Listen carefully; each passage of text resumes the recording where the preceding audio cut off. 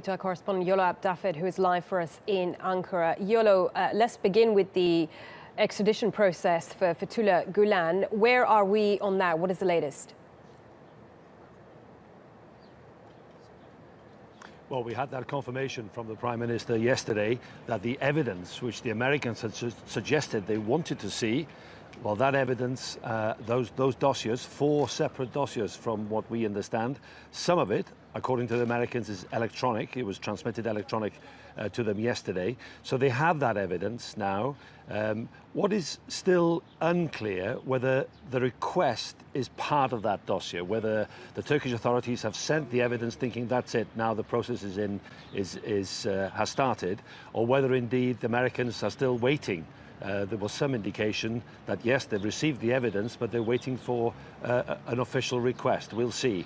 But it seems now that the extradition agreement between Turkey and America will be under a spotlight, because this is not just the current administration in America, but it is a long-standing agreement in terms of extradition between the two countries. So it's now, I think, down to the Americans to respond, to look at the evidence that's been passed to them by the Turkish authorities, and we'll see what happens next. Yolo, meanwhile, the number of people detained and suspended continues to grow. It's now been widened into the education sector. Bring us up to date on that.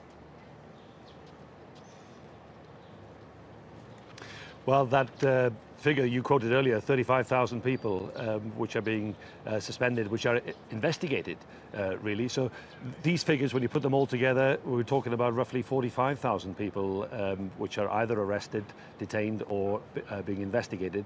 And of course, that investigation now has been widened. We had reports yesterday of people in the Prime Minister's office which were being investigated. Now is the education department, the universities.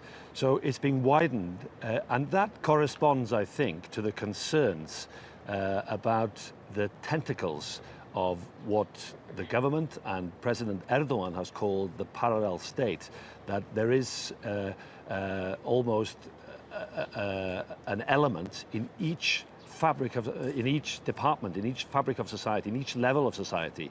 And that's why this investigation is being widened to such a degree.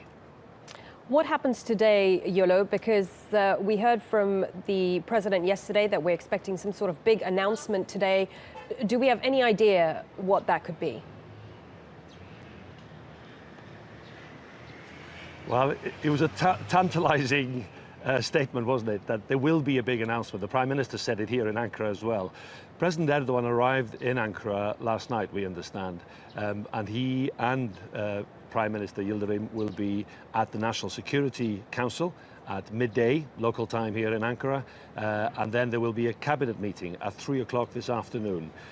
We've been told there is a big announcement, and it'll be a significant announcement. We don't know any more than that. However, in a television interview yesterday, that one of the deputy prime ministers, Nurettin Canikli, suggested that it wouldn't be about martial law and it wouldn't be about a new law. So we will have to wait and see what the deliberations, first of all, in the National Security Council, because there are specific things they have to agree on, not least how to process all these people which are being investigated, and which judges and which prosecutors can actually deal with so many thousands of people. So there's that to be dealt with, and of course there is the obvious security element as well, which is bound to be at the front of their minds. And then this cabinet meeting of the government later in the afternoon. Okay, Yolo.